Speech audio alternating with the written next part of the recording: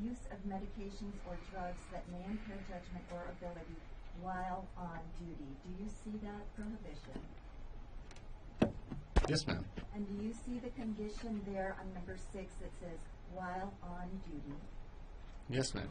And do you see any similar prohibition to number 5 while on duty?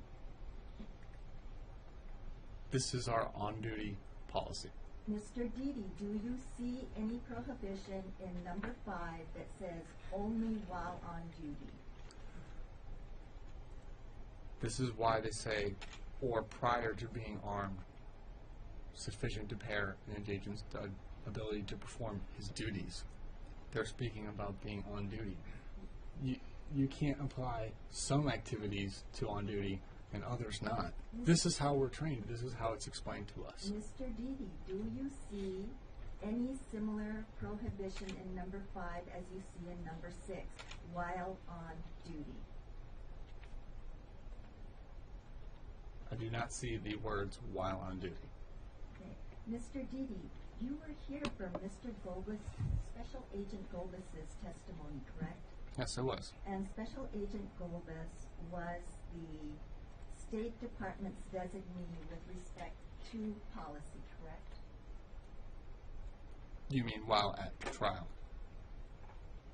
He is the person that the State Department designated as the person to talk about the State Department policy, specifically the FAM, correct? At this trial, you mean? That's correct. Yes. And do you remember Special Agent Golbus, after a lot of back and forth between myself and him, finally admit that yes, while on duty, while on or off duty, this FAM applies? I object as argumentative, Your Honor. I specifically recall Agent Goldbus saying that this does not apply to us while we're off duty. Do you remember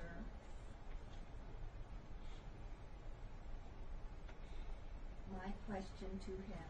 Question. I'm not talking about the federal authority. I am talking about the FAM.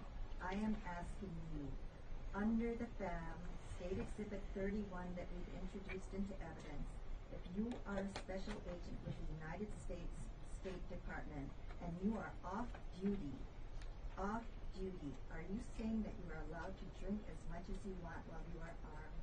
If you're carrying under your DS agent policy and authority, yes, I'm sorry, no, you cannot. You cannot drink and carry. Object is not relevant to the inquiry, Your Honor.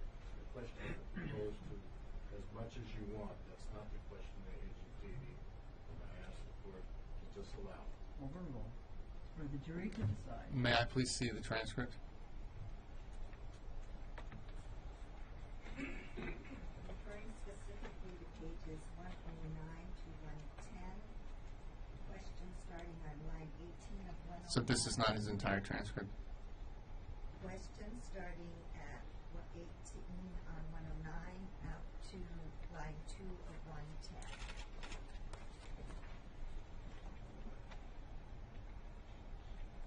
And my question is, Mr. Deedy, do you recall that testimony? That's my only question to you.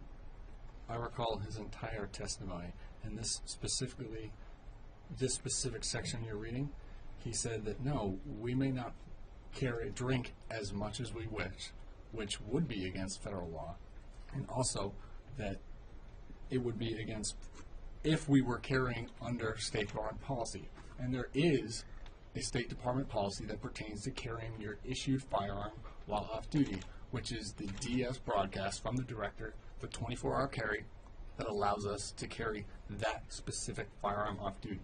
If you carry that specific firearm off duty, you have to follow all DS regulations. That is what he was referring to.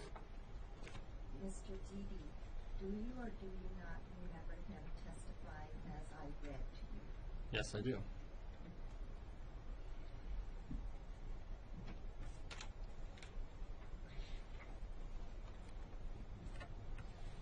Mr. Deedy, as part of the, what does DSS stand for? Diplomatic Security Service. And you are a special agent, or were in November of 2011, a special agent with the Diplomatic Security Service, correct? That's correct. That's a State Department agency, correct? Yes, the Bureau of Diplomatic Security falls under the U.S. Department of State. And diplomatic security encompasses protection of diplomatic personnel, correct? That is one of the duties we perform.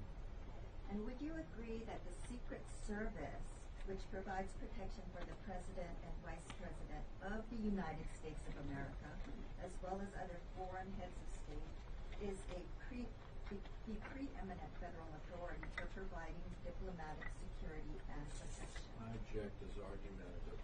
Sustained. Right. Would you agree that the Secret Service is, since they provide protection for the President and Vice President, is a very important agency with respect to providing diplomatic security and protection? Yes. And the State Department provides protection for lesser diplomats such as foreign ministers and foreign agency heads, is that right? I don't believe the characterization of lesser would be applicable. We do actually provide protection for some presidents, queens, other people, depending on the designation and who the requesting dignitary requests to have protect them. They can specifically request us instead of the Secret Service, which they do at times. And so, as someone who provides that, or as an agency which provides that type of protection, you receive training to provide diplomatic protection, is that correct? We receive training for personal protection, yes. And when you say for personal protection, that's diplomatic protection, is that right? Diplomatic protection would fall within that. Our protection is not always for diplomats. Are you trained, excuse me, in your protective function to provide cover, evacuate, and defend? I'm sorry, could you repeat that? Excuse me. In your training, have you heard the phrase cover, evacuate, and defend? It's not. I don't know that exact phrase. I'm sorry. I'm not recalling that. Okay. So you've never heard that phrase used with Secret Service protection details? I object, Your Honor. Witnesses. All right. Sustained. Sustained. You've never heard that phrase in connection with providing protective services for any of your protectees? I may have heard that before. I don't recall it, and I wasn't trained by the Secret Service, so I don't know what their policies are. I understand that. Your primary goal, however, when you're protecting someone, is to remove him or her from danger. Is that correct? Our two primary goals when on a protection detail are the safety of the protectee and to protect them from embarrassment. So let's speak with to the safety of the protectee. When you say one of the primary goals is the safety of the protectee, that means extracting them from a situation that is potentially dangerous to them. Is that correct? Yes, that's correct. And extraction means what? Extraction would mean to remove. And you are taught how to safely extricate or remove the protectees from potentially dangerous situations. Is that correct? If the situation warrants it, yes, that's an option. And your goal, well, isn't that a primary goal?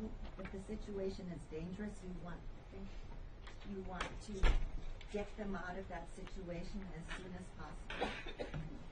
If we have assessed that the protectee is in danger, then we would.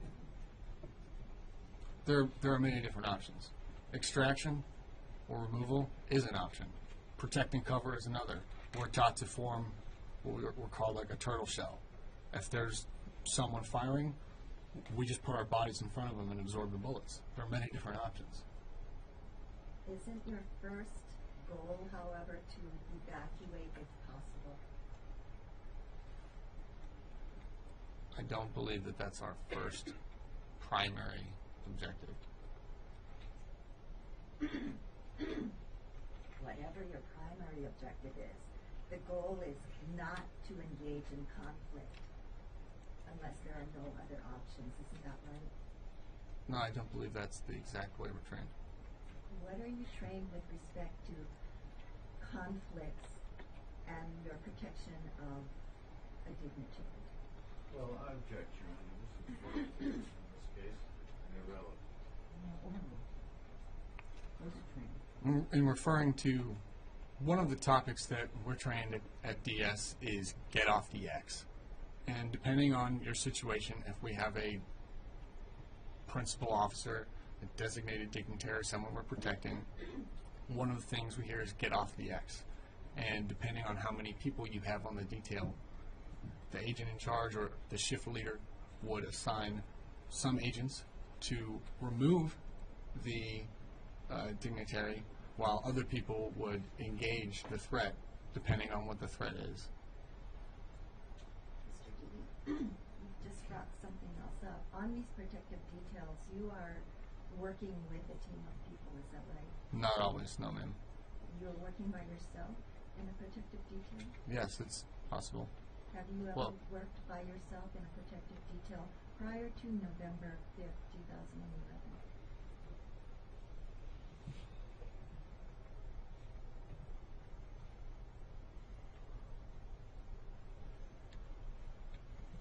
I can't recall a protective detail where I've been the sole agent on the detail. Prior to November 5th, 2011. I'm Mr. sorry, Deedy,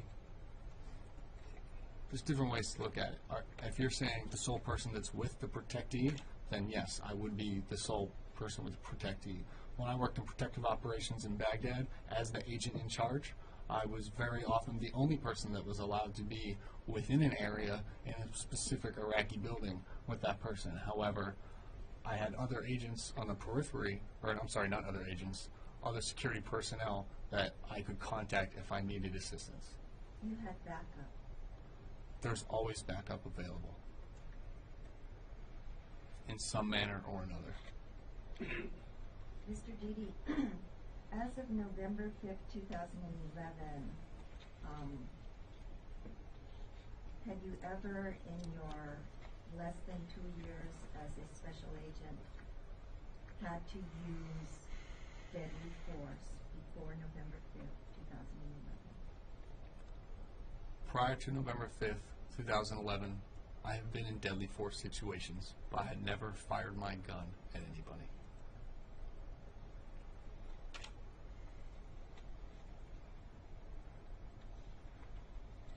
And with respect to November 5th, 2011, you weren't on duty that night, right? No, I was not on duty at the time. You were out with friends for the night. That's correct. You had been drinking. That's correct. You had a cell phone. That's correct. You saw a situation which you perceived was serious enough to investigate. Is that correct? My agency encourages us to respond to incidents off duty that we perceive where an individual is being threatened with violence or receiving violence. So, pursuant to that encouragement and policy, I responded to the incident. Because you perceived Mr. Mikel Perrine to have been threatened with violence while he was at the counter with Mr. Elders? Not while he was at the counter, no. But that's... You perceived him to be threatened with violence when you walked up to Mr. Elders to ask him what's going on? Yes, You had a cell phone with you at that time, is that right? that's correct. You chose not to call the police. I chose to respond immediately. That's the way we're trained. We're trained that if you see a violent situation escalating and you respond after the violence has already occurred, then you've responded too late. I responded immediately when I saw that the response was necessary. Now, you testified that you noticed that your approach to Colin Elders, and whatever you were saying to him was making him angry. Is that right? Could you repeat that, please? You testified that after you approached Colin Elders and started talking to him, he became more angry. It appeared to me that he became more angry because I showed him my credentials and told him that he would be arrested if he assaulted me or someone else. Okay, Mr. Deedy, speaking about showing your credentials, you heard Jessica West testify that she never saw you show your ID per se, correct? No, I didn't hear her say that.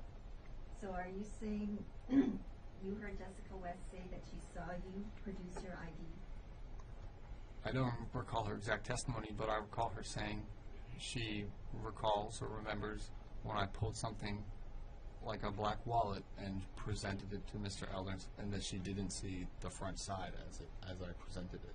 And she was standing adjacent to you about a foot away. Is that foot in the back? Is that correct? That's the way I...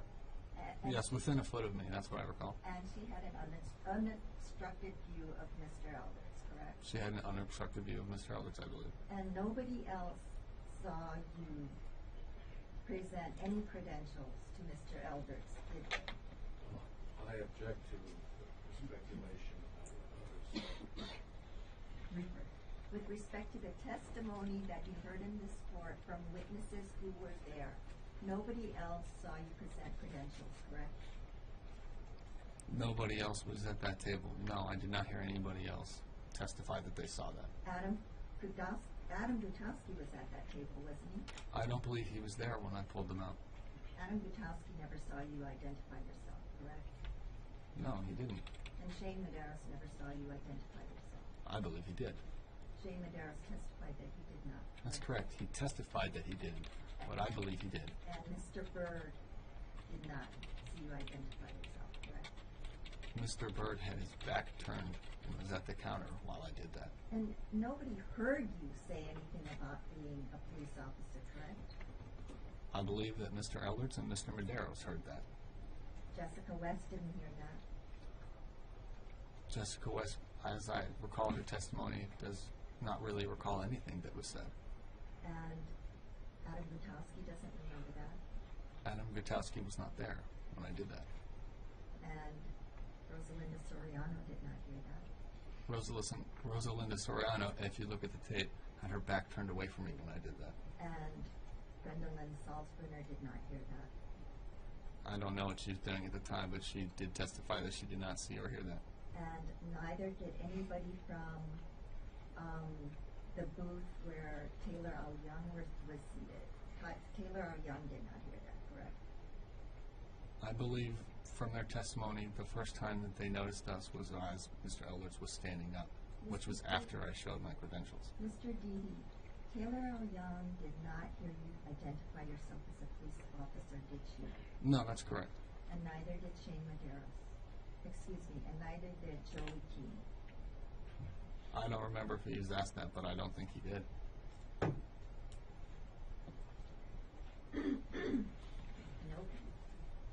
Although you chose to insert yourself into the situation, you had observed no crime at the counter, correct? At the counter? No. And by the time you first walked over to Colin Elders and he was seated at the table, you observed no crime yet, correct? I had not observed any federal crimes. And by the time you approached Colin Elders while he was seated at the table, and he said, "What's your fucking problem? You want to beef?" There was no crime committed, was there? When Mr. Elders said that to Mr. Perrine? No, when he said it to you.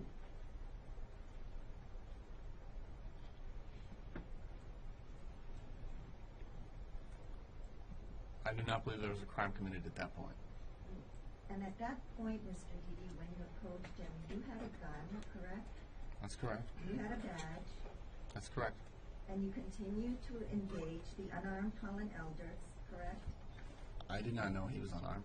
And by your own testimony, your actions aggravated the situation with Colin Elders, correct? No, I object. This is the argument.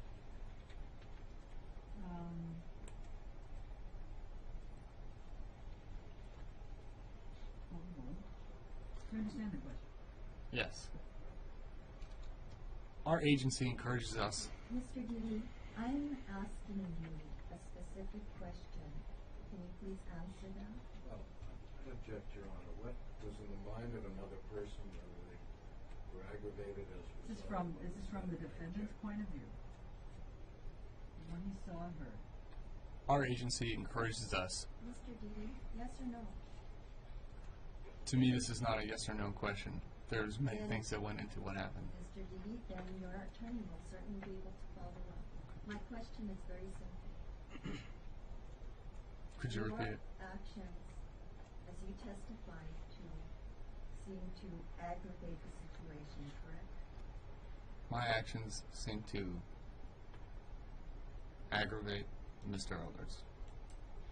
You escalated the situation, correct, with Mr. Elders? No, I did not escalate the situation. Your actions seem to escalate the situation. My response to Mr. Elders' actions after that, the situation escalated. Mr. Deedy, being that you approached Mr. Elders when no crime had been committed and that you continued to speak to him and the situation escalated, wouldn't you consider that police harassment? No, ma'am. You said that you testified yesterday that you didn't remember hearing Jessica West telling you to let's go, correct? Yesterday, you asked me that question, and I believe that I answered. I had a vivid memory of when Jessica was pleading with me to do something, and I responded, that's what I remembered. However, I do recall when the incident was first escalating after I addressed Mr. Elders at the table. I had at one point moved Jessica to the west, and I do recall that I think what had motivated me to do that, I was focused on Mr. Elders and recall her saying something like, let's go, or let's just go, and I think that's when I realized she was there and pulled her. So I do recall that, but my vivid memory, because of how desperate she was when she said do something later on. So today you do remember her saying let's go or let's just go. I do remember her saying something to me along those lines when But I was your- at Mr. Elders' table. But your vivid memory is of her telling you do something. Is that right? That vividly stands out in my mind. Did you interpret that to mean do something to Colin Elders?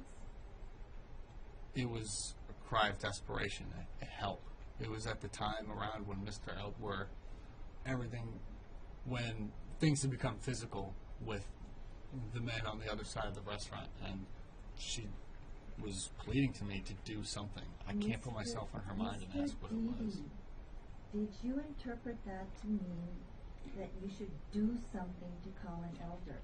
No, I didn't.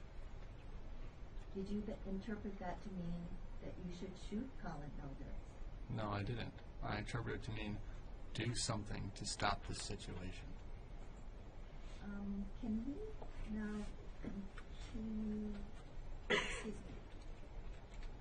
You testified on direct examination that when Colin Elders said, fucking how we wanna be or want to be, you interpreted that as somebody was calling you out, is that right? Yes, ma'am. And by that point, well, by the time he was at the counter, you had made a determination in your own mind that he was drunk, correct? We're trained. Mr. D, by the time Mr. Elders was at the counter, had you already made a determination in your own mind that he was drunk? I had determined that he was exhibiting signs of intoxication. Okay. So at the point that you considered him calling you out, what was happening in your mind was that an intoxicated person was calling you out, is that correct? That went through my mind, yes. And yet at that point in time, feeling in your own mind that Mr. Eldritch was intoxicated, you felt that you had to escalate the situation. Escalate your show of force, excuse me. Is that correct? Could you say that again? Okay. You testified that, after you were called out, you felt that you needed to escalate, is what you testified to. Do you remember that? I remember saying that, but I think my choice of words did not quite convey what I meant. I was not trying to escalate the situation. My response was escalated based on his actions and threats to me. Because the threats to you, you mean calling you out? Yes. You considered that a threat to you? The words he used, yes. Calling out can mean many things. That's how I described it. That's how you described it, that's correct. And you considered that to be a threat to you? I consider that threatening language.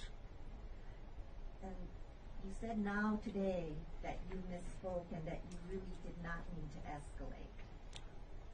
No, I believe that I just said I wasn't escalating the situation. I believe that I escalated my response based on his actions. Notwithstanding the fact that you're trained to de-escalate situations, is that right? I didn't escalate the situation. I escalated my level of response. So there's some drunk guy calling you out, and you felt that you needed to escalate your response to him. Yes. Clearly you were not successful in doing that as far as de-escalating the situation, correct? No, my response did not de-escalate the situation. And still at that point you could have walked away without any danger to yourself, right? I don't believe that's true. Okay. Mr. Deedy, talking about danger, as a law enforcement officer, you're always cognizant of potential danger to people around you, correct? That's something we're trained to keep in mind. And you're trained to keep in mind, first of all, danger to yourself as the agent or law enforcement officer, correct? That's correct. And one of the reasons that you're cognizant of the danger to yourself is not only personal, but it's because as a law enforcement officer, you're supposed to be controlling the situation, correct? That's one of the goals, yes. And another thing you're supposed to keep in mind is whether or not there's any danger of physical violence to anybody around you, correct? Depending on the situation, yes, that's something we keep in mind. And also another thing that you're supposed to consider is even whether or not the suspect is in danger of any physical violence, correct? Could you explain that? What you mean? I'm sorry, I don't follow you. I mean, you're not only thinking about whether or not some other bystander can get hurt, correct? But you're also thinking about whether or not can the suspect be hurt. The way we're trained about injuries to a suspect is that when you respond with use of force, it is their actions that cause their injuries, and we're not responsible for that, their actions. They make their own decisions and they act. Okay, so as far as you're trained, you're not responsible for the physical safety of suspects, is that right? We're responsible not to use excessive force. We are not, when we interact with a subject, our goal is not to hurt anybody. You told Mr. Elders, if you assault me or anyone else, you will be arrested, according to your testimony, correct? That's correct. And that was after you showed him your credits. I believe that was while I was in the process of doing that. I think I said that before as I was reaching for them. Nobody else heard you say that, correct? That you heard testify. That I heard testify now. And after that, he got more agitated, correct? Yes. So, in that respect, that escalation of your use of force did nothing to de-escalate the situation, correct? That's correct. Can you go to the video states 183? And again, Mr. Deedy, yesterday you were using the stick when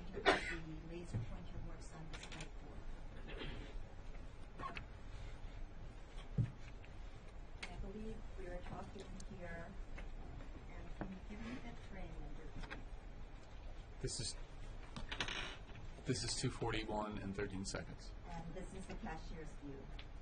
Yes, ma'am. And this is where Jessica West has her right hand on your left of her arm, correct? Yes. Can you please go forward a few frames?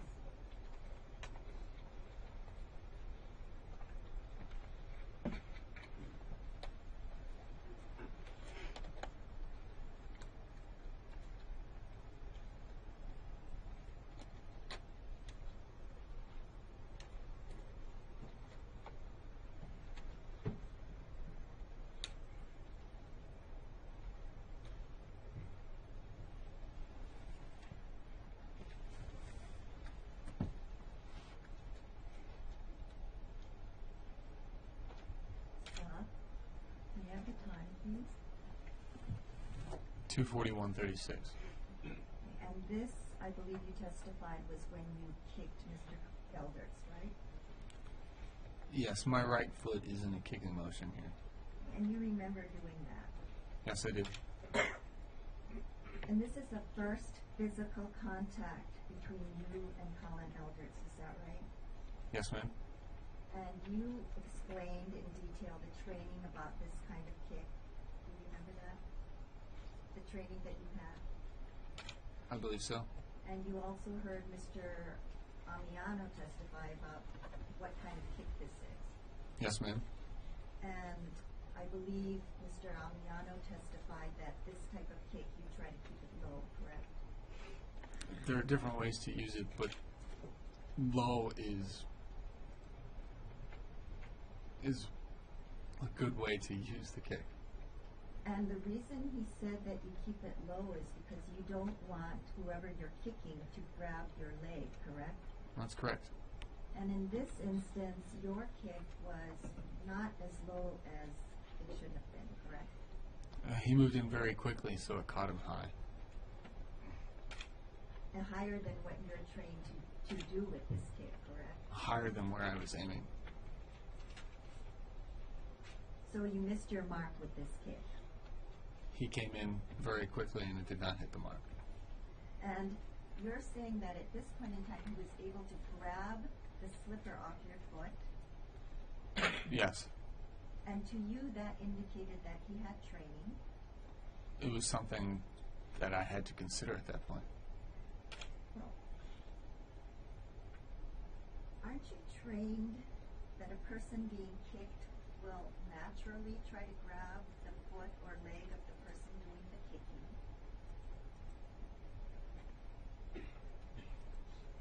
Are we trained that it's a natural reaction? Yes. I don't recall if that's what we're trained. That's why you're trained to kick low, correct? Well, we are trained that a counter to the kick is to grab the foot and to pull up.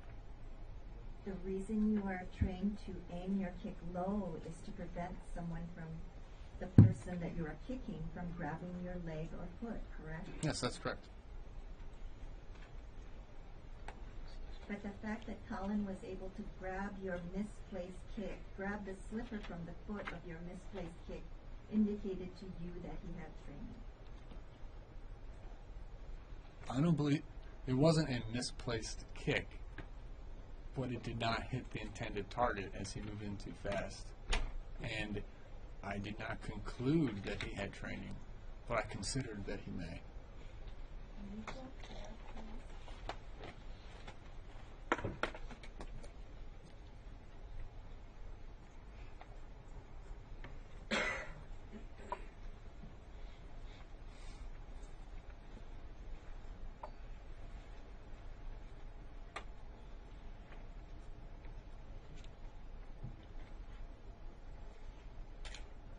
I'm sorry, can you stop and go back one thing?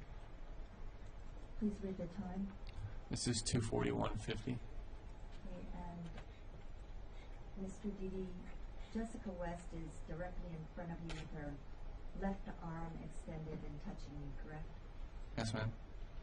What is she saying to you? I don't know exactly what she's saying to me in this frame.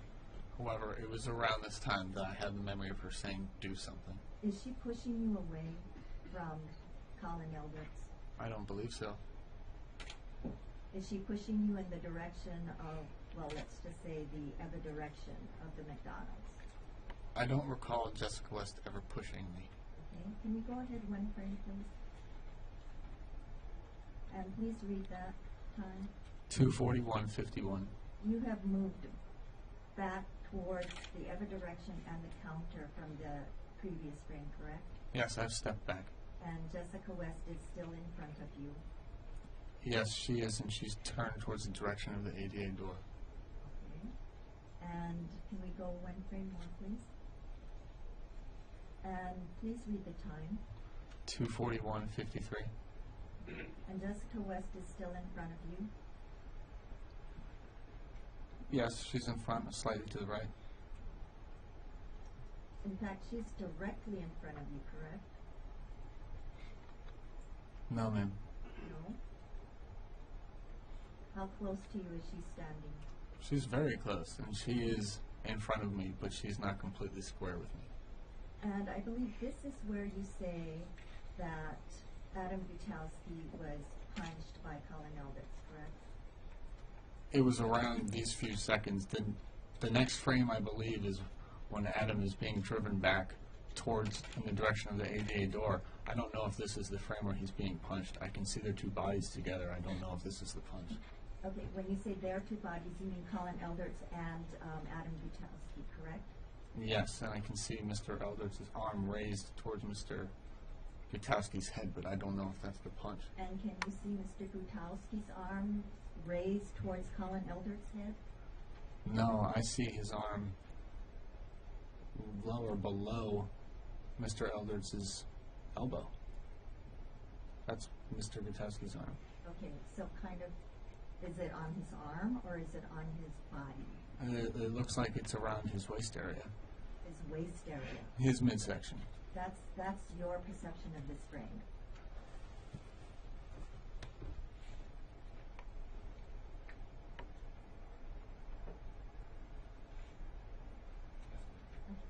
Please take your seat. And then Mr. Deedy, you said it's the next frame that Mr. Butowski goes to the door, correct? I believe so, but I have to see the frame. Okay, before we get there though, it's true that between the time that you kicked Mr. Elders and this frame, Mr. Elders had not touched you, correct? After the attack where I defended with a kick, he had not touched me. After you kicked him, he had not touched you, correct? I don't believe so, no. Okay. Next frame, please. And the time, Mr. Deedy, please. 2:41:54. Okay. And in this frame, you see Adam Gutowski up by the door, Yes. the ADA door. Yes, correct? ma'am. And it's your testimony that Mr. Elders punched him and Mr. Gutowski went towards the door, correct? That's correct. And you've heard the testimony from other people who say that Mr. Elders did not punch Mr. Gutowski, but rather pushed him towards the door, correct? No, I object to the form of the question. Whether the defendant heard this testimony or not is not relevant.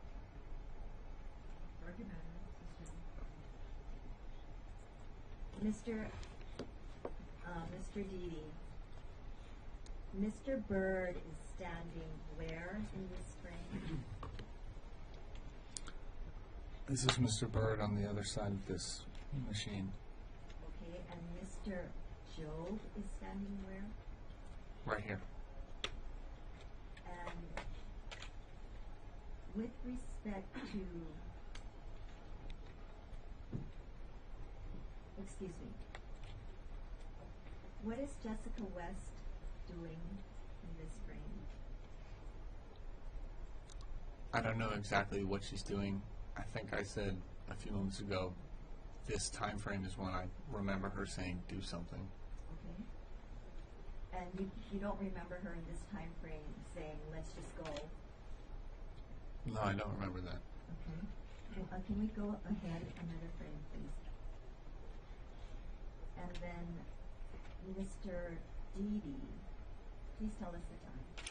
2:41:56. Now, in this frame, Mr. Gutowski has come off of the door and is going in the direction of Colin Elders, correct? I think in this frame, Shane Medeiros has already made contact with Mr. Gutowski after he stumbled back from the doorway. Mr. Gutowski, after he was in the door frame, moved into the direction of Mr. Elders, correct? He moved in that general direction, yes. And Mr. Medeiros rushed in between Mr. Gutowski and Mr. Elders, correct? I saw Mr. Medeiros rush directly at Mr. Gutowski. Okay. I don't know if it looks like it.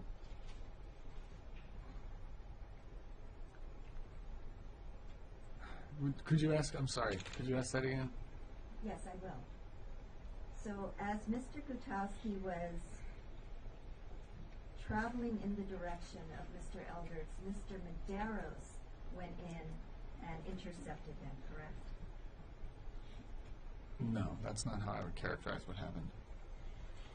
Mr. Gutowski was moving in the direction of Mr. Elders, correct? After he came off the door frame. If you could go back one frame, I could see better where Mr. Elders was in the previous. Sure. And then, for the record, what is this? This is 241.54. And could you go back one more frame? Okay. And I'm sorry, can you read the time? This is 241.53. Okay. Can we go forward now 2 frames?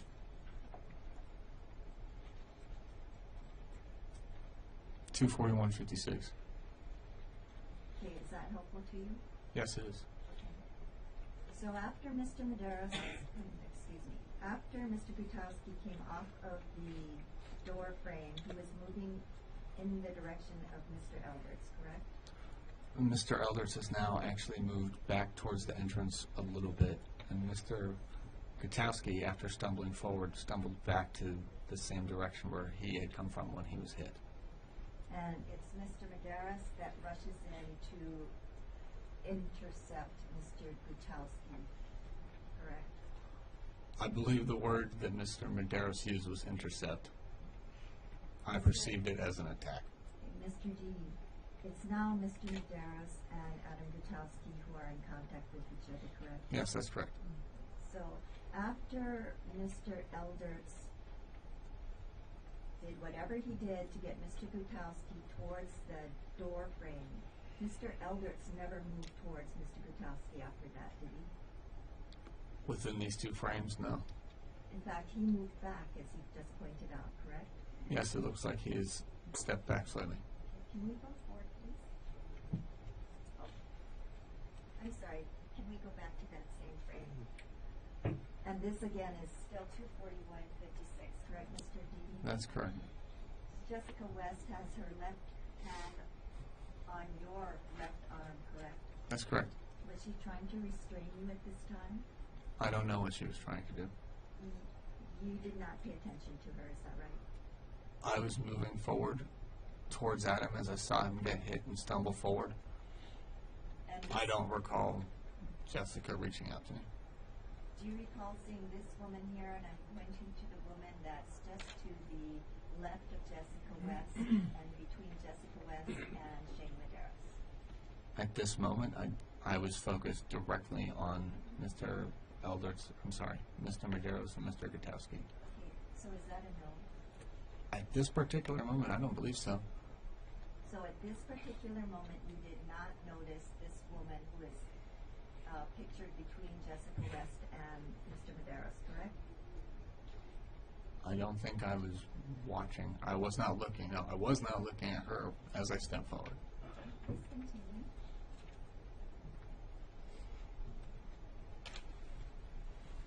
And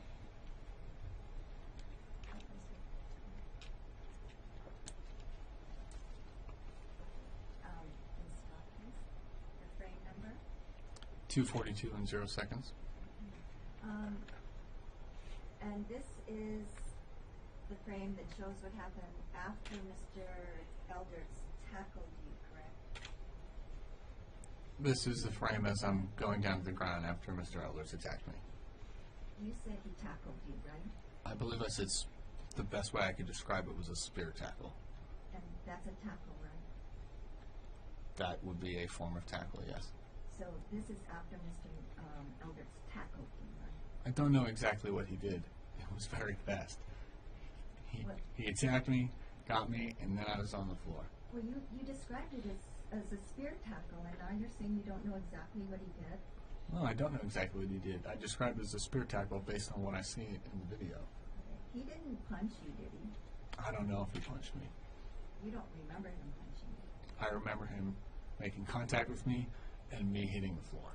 Well, when you describe spear tackle, what do you mean by that? If you go back a frame, I can try to describe it. Okay, please do. I'm sorry, one more frame. And then, This is 241:57. okay. Is Mr. Eldertz at this point giving you the spear tackle? If you see here, Mr. Eldertz has lowered his body position, his shoulders. His right arm appears to be grabbing for my leg as his left shoulder drills me forward, which is similar to how a spear tackle is done. Okay. He would then move forward with his shoulder. Someone who's doing a spear tackle drives forward, lifts the leg, and proceeds to dump the person onto the ground. Can we continue, please? Okay, and again, this frame number is? This is 2:42 in 0 seconds. Mr. Deedy, as a federal law enforcement officer, you're mandated to follow all laws, correct? I'm bound by the law. And not only federal law, correct? That's correct. You're mandated to follow the laws of the states in which you are assigned or are for duty, correct? Not necessarily, no. When you come to Hawaii, aren't you obligated to abide by Hawaii law? There are Hawaii laws that don't apply to me I'm sorry, not me, to agents. For instance, the carriage of firearms. For Hawaii laws that do apply to you, you are obligated to follow them, correct? Yes. With respect to the law of self-defense, you're obligated to follow the Hawaii law of self-defense, correct?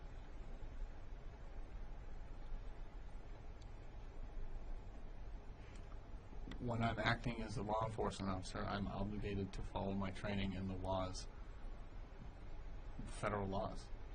Mr. Deedy, are you saying that when you're in Hawaii,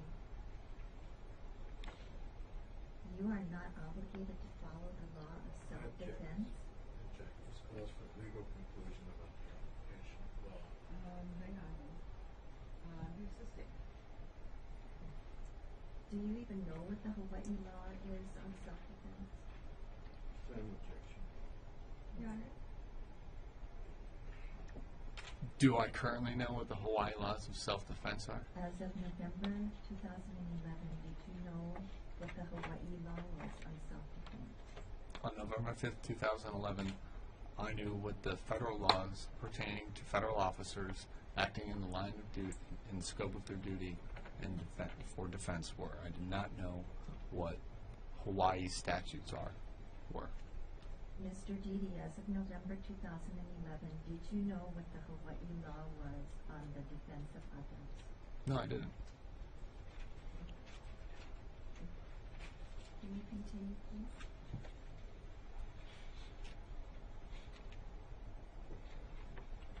And stop here. Time frame, please, Mr.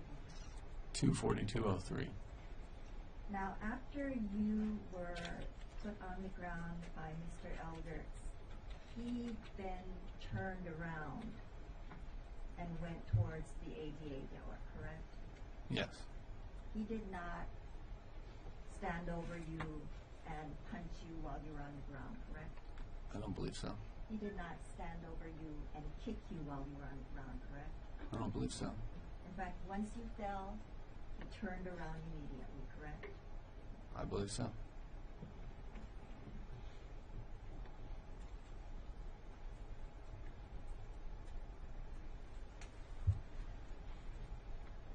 You trained to use defensive physical techniques against suspects, correct?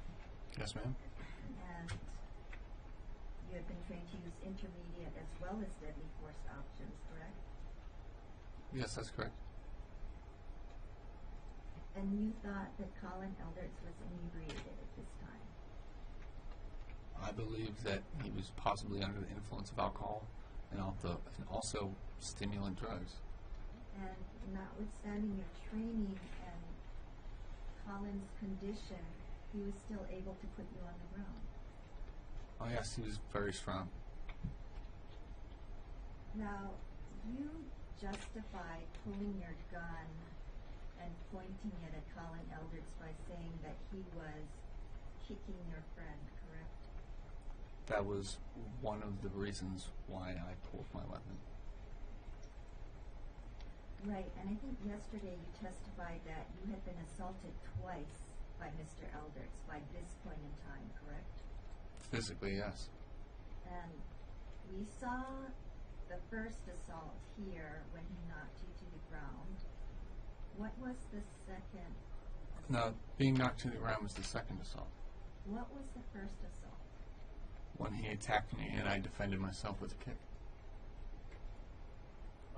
Okay, but he never touched you before you kicked him, correct?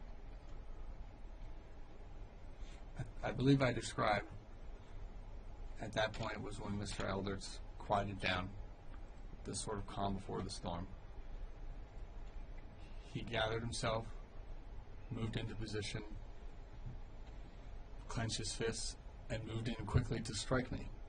And we're trained. You don't allow someone to strike you. You defend yourself against the strike, which is what I did. That was a physical attack, and I defended myself against a physical attack.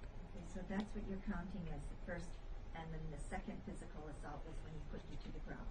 Yes, ma'am. Now, you said that you saw Colin Elderts and Shane Medeiros at this point in time kicking Adam Gutowski in the head, correct? As I was on the ground, trying to raise to my feet, and as I stood, I saw them kicking Adam Gutowski in the head. Both of them. Yes, ma'am. And you said it was, they were kicking between his hands, between Adam Gutowski's hands. Adam Gutowski was raising his hands, and the kicks were going through, passing through his hands. So he was raising his hands to protect his head? Is that what you're saying? I believe that was his attempt, yes. Where were his hands when they were being kicked through by both Colin Elderts and Shane Medeiros? He was trying to raise them to prevent the kicks from hitting his head. So they were raised in front of his face. Not like this, no, ma'am. How were they? I have my hands up for the record. Hands up, palms toward my face, and you say this is not how it was. How was it? This is very fluid and fast activity. He wasn't able to hold his hands still with his palms facing his face. It looked to me he was using any attempt possible to try to raise his hands up to keep the kicks from hitting his face. And in this very fluid moment, you were able to see that both Colin Elderts and Shane Medeiros were kicking him? I saw them both kick Adam Gutowski. Did you see them both connect with their kicks to Adam Gutowski? I saw a flurry of kicks, and I saw the kicks hitting Adam in the face. You have heard other people testify that Colin Elderts did not physically assault Adam Gutowski here. Is that correct? Object, argumentative. All right, ladies and gentlemen, let's take 10 minutes. Okay? Your excuse. All rise for the jury.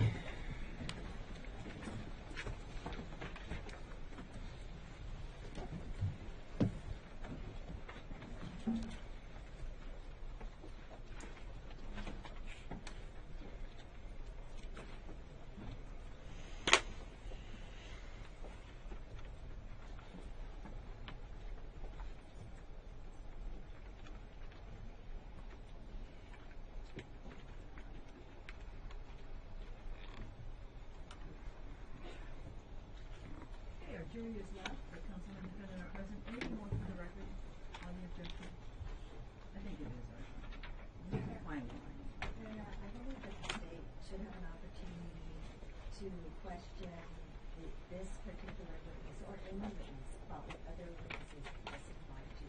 And in this case, the defendant has sat through all of the witnesses, would have heard all of the testimony, and I believe the state has a right to ask him how he squares their testimony with it.